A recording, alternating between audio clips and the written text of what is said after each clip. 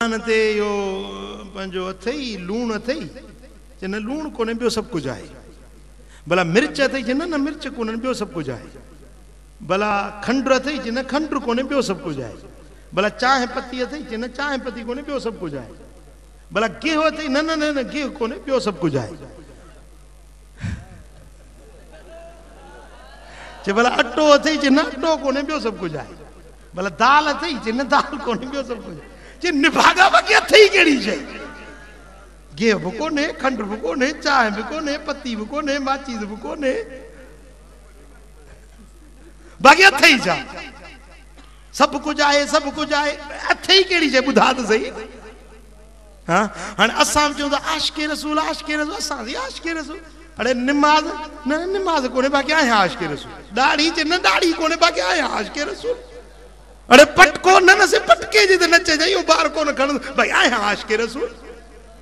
अरे न्याणियों बालक विहारियों वेठो ही हे शरीयत जो बार मथो कयूं वेठो ही व्याज थो खाई व्याज के गुनाह न था समझन आम वबा व्याज जी पजी वया गरीबन जा रक्त रोड़े वरतऊ मिस्कीनन जा रक्त चूसे व्या व्याज खोर एडो जुल्म थी वियो आ एडो जुल्म थी वियो आ।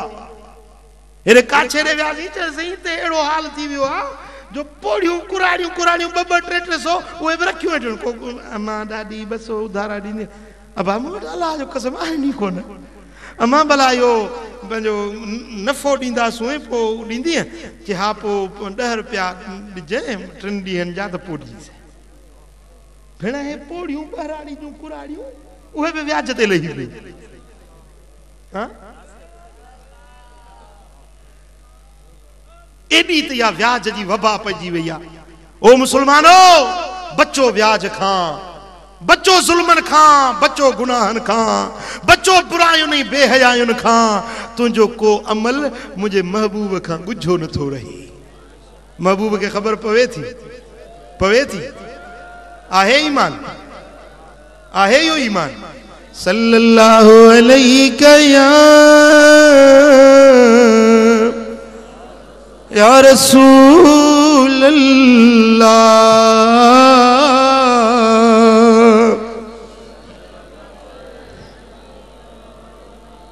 सल्लल्लाहु अलैहि या रसूल अल्लाह।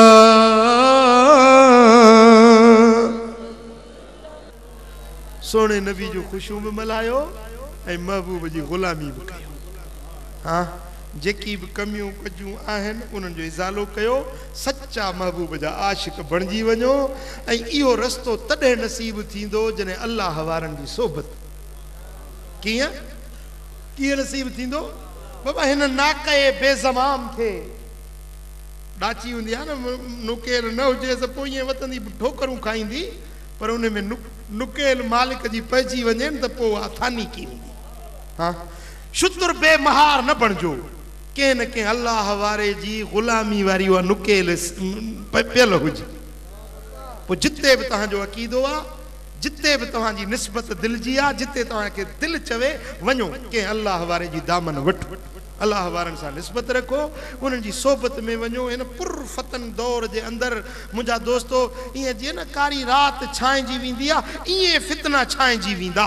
हबीबन करीमन फरमायो त अहिड़ा फितना उथंदा जो दुनिया सॼी ते छांइजी वेंदा। अहिड़नि फितननि में बचाव उन जो थींदो जंहिंखे कामिल मुर्शिद हूंदो।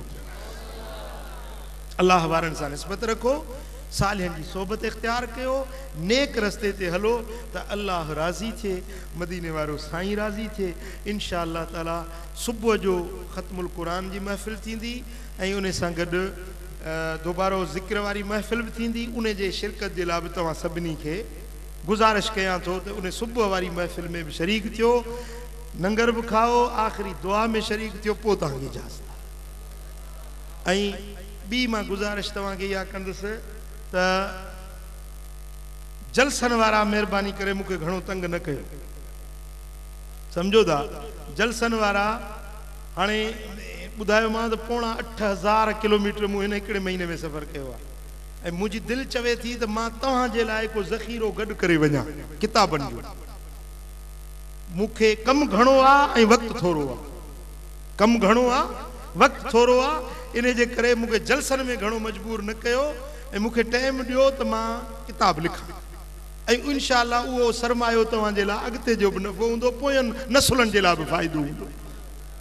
सो इहा महिरबानी करे जलसन जे लाइ हाणे मौलाना पंहिंजो अथव नेमतुल्ला मुंहिंजो बिरादर आहे, मौलाना शफ़ीउल्लाह आहे, मौलाना साईं गुल मोहम्मद आहे, अदो हसनुल्लाह आहे ऐं इंशाअल्लाह ताला मां 12 ख़लीफ़ा मुक़ररु कयां थो इंशाअल्लाह।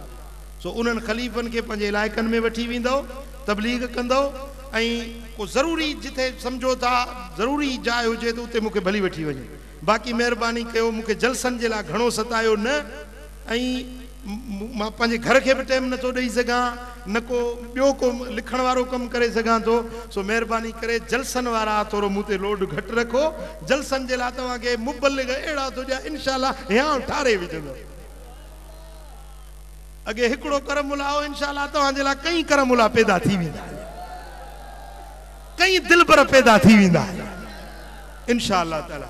सो इन्हनि मुबल्लिगनि खे वठी वञी जलसा कयो, तबलीग कयो, दीन जी ख़िदमत कयो ऐं मुबल्लिगनि खे बि मां गुज़ारिश कयां थो ऐं जेके जमायत जा उलमा आहिनि या हाफ़िज़ आहिनि या मदरसा आहिनि उन्हनि खे मां हथ जोड़े ताक़ीद कयां थो त महबूब जे दीन जी दिल जान सां ख़िदमत कयो, महबूब जो पैगाम घर घर आम कयो, केस्टूं किताब ये आम माण्हुनि ताईं पहुचायो, इहो पैगाम आम कयो त अल्लाह तव्हां ते राज़ी थींदो, अल्लाह जो हबीब राज़ी थींदो। रब करीम शाल असां सभिनी खे अमल जी तौफ़ीक़ नसीब फरमाए। ऐं आख़िर में हिकिड़ो भेरो सूरह फातिहा पढ़ो त साहिब उर्स साहिब मज़ार जे रूह मुबारक खे ईसाले सवाब कंदासीं। ऐं मुंहिंजो बिरादर मुंहिंजो सौटो फ़कीर अब्दुल जब्बार उहो ताज़ो वफ़ात करे वियो आहे, उन जे रूह खे ईसाले सवाब करण जे लाइ हिकिड़ो भेरो सभई फातिहा। बिस्मिल्लाहिर्रहमानिर्रहीम।